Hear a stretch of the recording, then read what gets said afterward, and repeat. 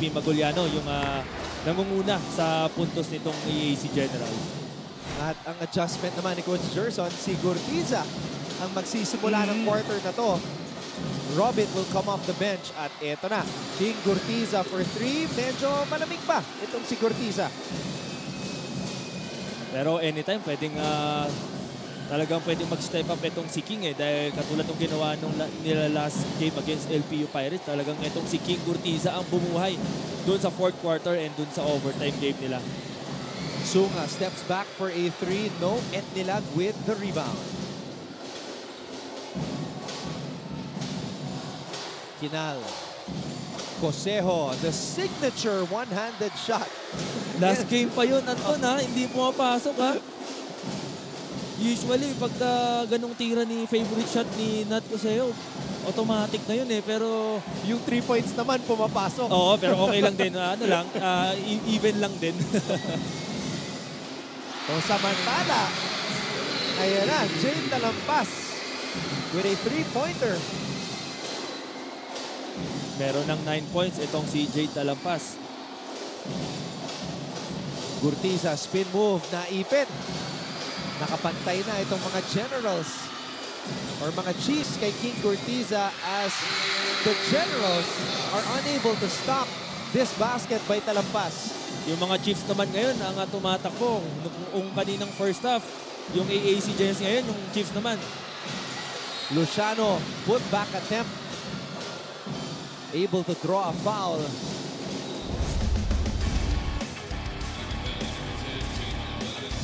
Kumpiyansa, Jade Talampas. At ito naman yung atake ni Lars Sunga. Great setup para kay Talampas. So 5-0 run for Arellano to start this quarter. Lahat ng puntos nanggaling kay Talampas as we see new AAC head coach Gerson Cabiltes. Sa interview ni Chase Orozco sa home court, sinabi na he wants to erase the stigma of losing ng EAC at umabot sila sa Final Four ngayong season. Tulad nga ng sabi ko sa iyo, Anton, last game nitong EAC na talagang para maniwala yung mga players, first muna, ipakita muna dito sa coach na talagang may tiwala siya dito sa mga players. Ito nga, binibigyan ng kumbaga tiwala ng mga players ito si Coach Gerson.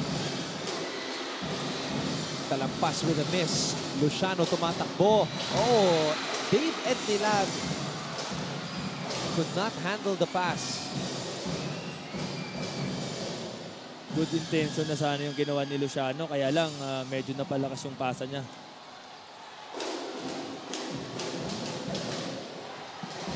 Double team. Talampas gets the ball across. Babalik dito kay Villarente for 3. No, Gurtiza with the rebound. Gurtiza, Etnilag. Oh, could not finish at my foul. Loose ball foul on Cosejo.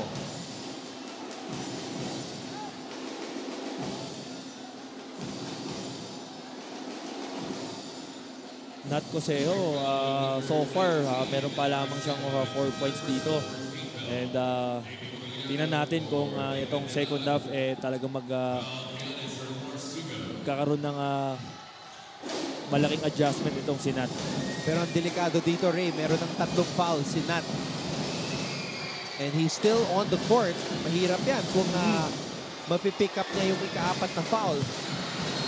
Yes, usually ganun. Pag ganun kasi, Anton, nagiging liability ka pagdating sa depensa kasi alam ng mga Chiefs na itong si Nat Cosejo, isa sa mga importanteng player ni Coach Gerson. Ngayon, meron na siyang 3 foul. Ngayon, nagiging liability na siya na anytime pwede siya yung atakihin.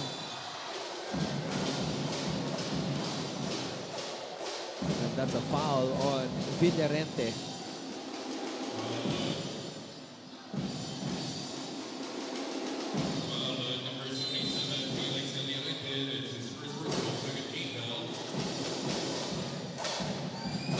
Gurtiza. Gurtiza steps back. Jumper is up and in. King Gurtiza.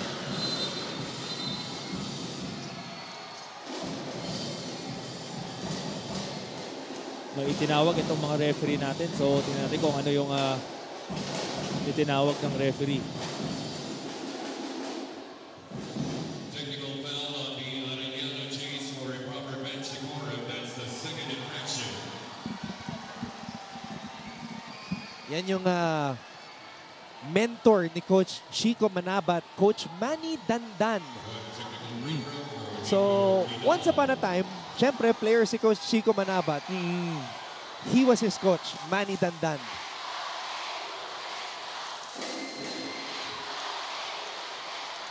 Nababasa ko pa si Coach Manny sa mga magazines eh. That's how long ago it was. Nasa high school pa ako. Player si Coach Chico. Kaya ito si Coach Chico ngayon, very composed siya, no? Kahit na lamang-lamang siya ng 2 puntos, may kita mo sa body language si Coach Chico na very composed siya kasi alam niya, andyan yung mentor niya na anytime pwede siyang tulungan pagdating sa mga adjustment and execution ng mga plays. Coach Chico Manabat also coming from a winning program sa CEU. Napa-champion niya yung men's and women's team, undefeated season. And then of course, he got the call to take over Arellano. So para sa kanya, dito nagsisimula talaga yung coaching career niya. It's a new beginning for him. All right, let's get an update on the EAC side with Glycel Galpo. The Generals started the second half of the game strong, just as Coach Gerson Cabiltas promised. Going on to the second half of the game, Coach Gerson told the team to work on their offense, their transitional offense and defense. Tama na nakikipagtakbuhan tayo, but the decision-making, whether to drop or push the ball, dyan daw nawawala ang mga Generals. Coach Gerson also emphasized that the Generals should look out for Kapulong during their offensive play and Talampas for their defensive play. Yan muna ngayon. Balik sa inyo, Anton and Rick. Definitely, Talampas and Kapulong, 2 of the top 3 scores of Arellano. Yan ang kailangan bantayan ng EAC. And tama yung sinabi ni Coach Gerson doon na talagang yung decision making ang pinaprioritize na sa mga players na dahil nga nung first half medyo hindi maganda yung execution nila eh. Gurtiza, what a pass. What a pass! At ayan na po, signature one-handed jump hook by Nat Cosejo.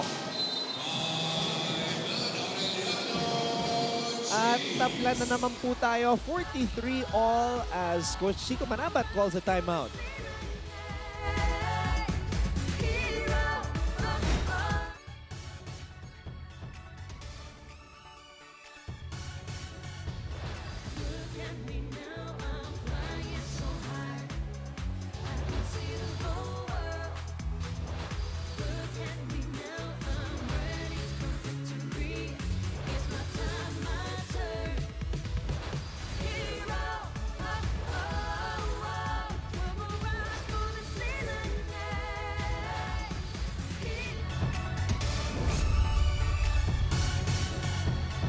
Look at this move right here. Separation, King Gurtiza. At ito yung magandang pasa ni King kay Nat Cosejo. Yan yung inaantay natin kay Nat, yung kanyang favorite shot na pumasok na. Dahil last game, itong lately lang na ganyang favorite shot na medyo inaalat eh. Pero ayun na. Nakuha niya na yung timing and rhythm niya. So, tingnan natin na kung talaga magtuloy-tuloy na yun. Alright, let's get an update on the Arellano side with Hannah Arguelles. Little mistakes equal big differences in the game. Yan ang sabi ni Coach Chico Manabat sa dugout sa Arellano Chiefs. At dagdag pa niya, masyado tayong careless sa bola. We protect every possession and there is no celebration right now. We basket, then we defend. With a reminder of trust the system being constantly uttered by Coach Chico, he ends his words by saying, "Where's your confidence? Hindi ganun maganda ang depensa pero tayo pa rin ang lamang." Stern leadership yet continues to boost the team's morale. That's Coach Chico Manabat for you. Thoughts on this, Anton and Ray? Well, maintaining your confidence all throughout the game, especially in a tightly contested matchup, is very hard to do. But speaking of confidence, J. Geronimo getting to the rim, the rookie. At eto na, Nat Cosejo playing with 3 personal fouls. Nagpaparamdam na itong si Nat Coseo. And, It's a 9-2 run. maganda yung assist na ginawa ni JP Maguliano. Napakumit na yung bantay niya. Kaya na-open si Nat.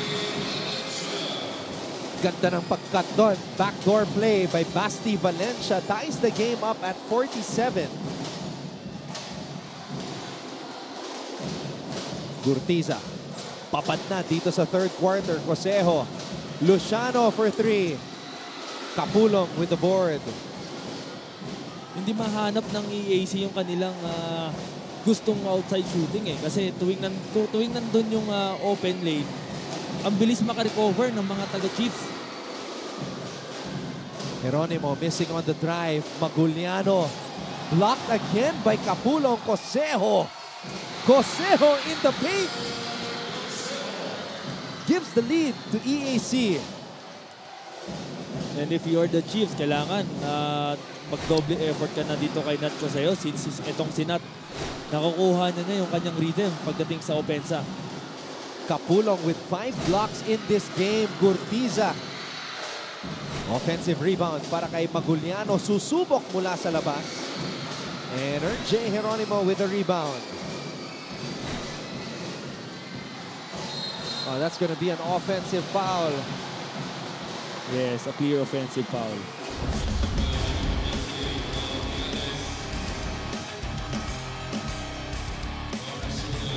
Ganda ng pasahan.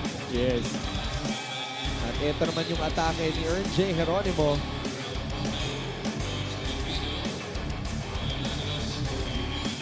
Again, Nat Cosejo ready for those short passes. At ito naman yung response ng Arellano. Backdoor cut by Basti Valencia. Maganda yung ginagawa ni Nat Coseo eh. Kasi nung first half, medyo hindi maganda yung offense niya. Pero itong second half, hindi pa rin siya nawalan ng kumpiyansa. And yun yung dapat na mentality ng bawat players na kahit na medyo hindi maganda yung outcome mo ng offense. Pero dapat tuloy ka pa rin sa pagka-contribute mo ng offense. Samantala, Timac Ongotan. Much needed basket there. Arellano down by 2. Tolentino. Bola napunta sa kanto. Badly missing that shot. Pero ang bola nandito pa rin sa EAC. Maguliano gliding through the air for that scoop shot finish. Grabe yung ginagawa nito ni JP ngayong game na to. Talagang siya yung isa sa mga factor kung bakit lumalamang ulit itong EAC Generals. Sunga.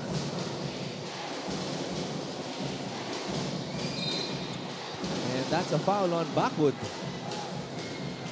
Hindi ko pa nakikita, Anton, na itong si Kapulong binibigyan nila ng post move. Kumbaga, hindi nila binibigyan ng option eh. Ayan po ang asawa ni Coach Chico Manabat, volleyball star. Dindin Santiago Manabat. Timeout muna tayo. EAC leading Arellano 53-49.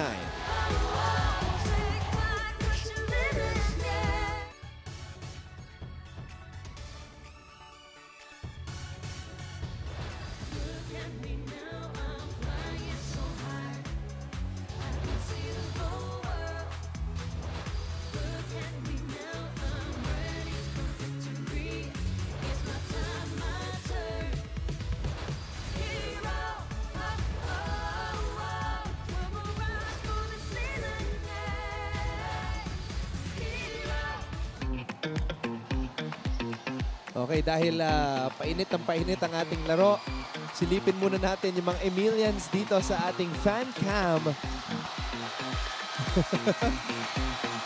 Ngayon naman, sigawan ang mga Aurelia Knights. It's a battle on the hard court and a battle in the stands. Yan yung isa sa mga namimiss ko, Anton, nung naglalaro ko sa college. Yung mga ganyang crowd. Kasi makikita mo sila doon sa mga bleachers, talagang all out eh. May kita mo yung mukha nila na talagang total cheer talaga yung ginagawa nila. All out support for these student athletes. The future of Philippine basketball. Talampas, inside pass para kay Ongotan at may foul on Bakut. 17 points already, Ray, para dito kay JP Maguliano. Yes, 8 out of 20 field goals and 5 rebounds for JP Maguliano. So talagang siya yung gumagawa dito sa EAC Generals. If not dun sa kanyang 17 points, malamang mas mahihirapan itong EAC Generals na i-contain yung kanilang lamang. What a finish by Sunga. Another backdoor play. Bakut. Tolentino. Robin ready to shoot. Always ready to score. Ralph Robin. Mahirap talaga bigyan ng space itong si Ralph Robin kasi hindi nagdadalawang isip eh. So, pag shooter ka talaga, shooter eh. Angeles. All blocked.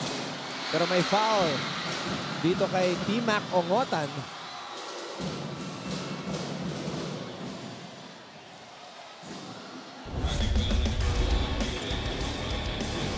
Ito yung backdoor cut ni Lars Sunga. Ito naman yung sagot mula kay Ralph Robin.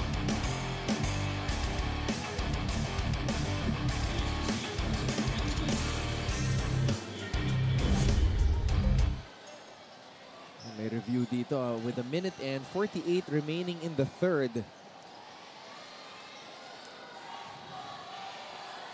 So tinitingnan kung pwedeng i-upgrade yung foul. Kasi doon sa nakita natin, parang tinamaan yung mukha eh. Medyo malakas yung hampas ni Ongotan dito. I think he's going for the ball naman. Oo, I agree.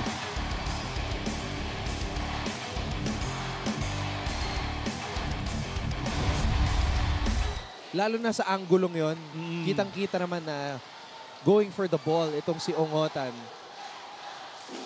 Yun nga lang mabilis yung pag-glide eh. Yes, at saka mahaba lang yung kamay nito ni Angeles. Kaya akala mo, tinamaan siya dun sa face niya. Pero itong si Ongotan is going for the ball talaga.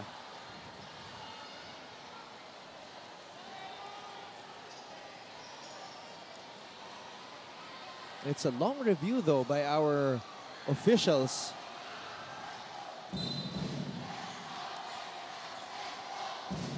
So just a regular foul.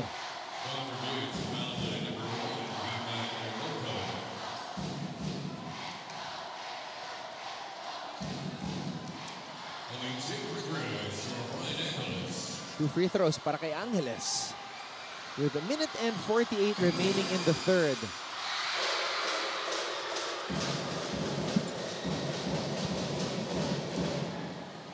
Tingnan natin yung gagawing adjustment ni Coach Chico dito since lumalayo na naman itong EAC Generals. Ito na, yung pinakamalaking kalamangan ng EAC.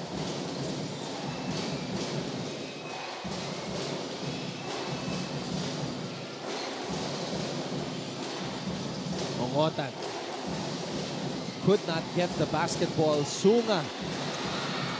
Drive does not work. Maguliano with a rejection and Bakut with a rejection.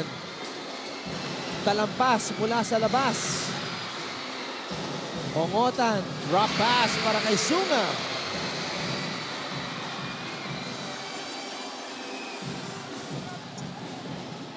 Si Sunga stepping over JP Maguliano after that basket. Hindi gumive up doon ang mga taga-Chiefs. Talagang kung saan yung bola, andun yung mga taga-Chiefs. Kaya yun, nabigyan sila ng 2 puntos. Tolentino calling for a pick. Does not use it. Tolentino natapikan. Yan yung sinasabi ni Coach Gerson kanina, Anton, yung execution ng play. And yun yung concern niya. Ito nang nangyayari ngayon, medyo nahihirapan na itong AAC pagdating sa execution of play.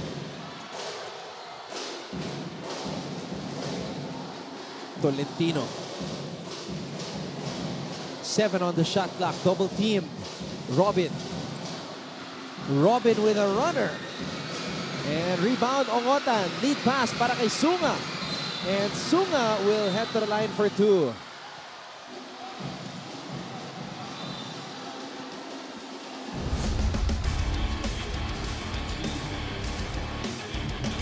Tolentino.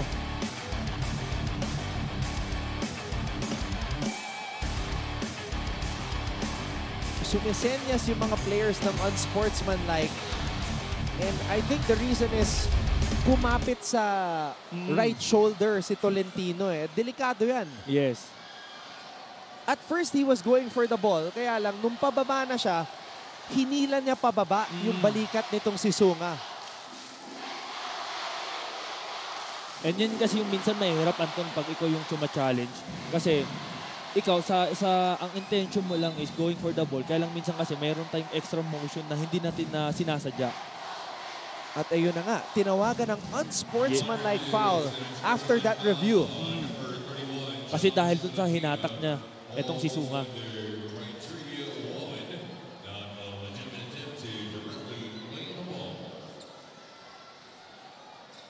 Ayun, criteria 1 for unsportsmanlike fouls by FIBA.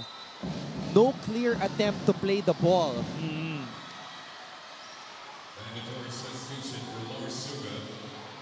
So this is going to be technical free throws for Lars Sunga.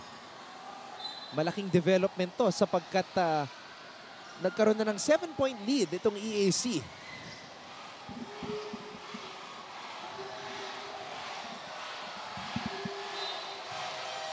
Ito yung chance ng Arellano Chiefs na makadikit muli sila para dito sa mga taga EAC dahil nga kanina lumalamang na ng malayo itong EAC. At ito naman sila ngayon, pilit na humahabol and itong chance na to, yung foul na yan, talagang malaking opportunity na makadikit sila.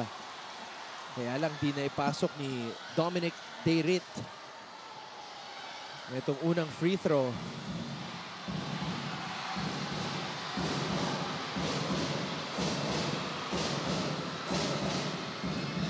One for 2 on those technical free throws by Dominic Deirit. 7-point lead. Or rather, sorry, a 5-point lead for EAC. Parehong penalty na ang dalawang koponan na to, so they should be careful with their foul kasi pagka nagkamali ka na foul, may automatic na free throws yan. At maubusan ng oras ang Arellano sapagkat hindi tumama sa ring itong tira ni Deirit.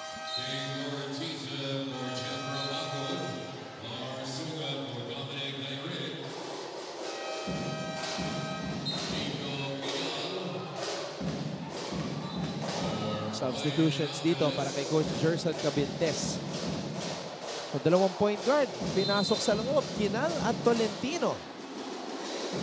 Kakaibang lineup to, Rhea. Small ball lineup para sa Generals. I think gusto nito ni Coach Gerson is yung mabilis na transition and execution ng mga plays. So for the first time in this game, as we see that layup, Tolentino. For the first time, Robin at Gurtiza nagsabay. Ang tanong, magsasabay pa rin ba sila pagpasok natin sa fourth quarter? Yan ang ating abangan. You're watching Season 99 of the NCAA. 60 EAC, 54 Arellano.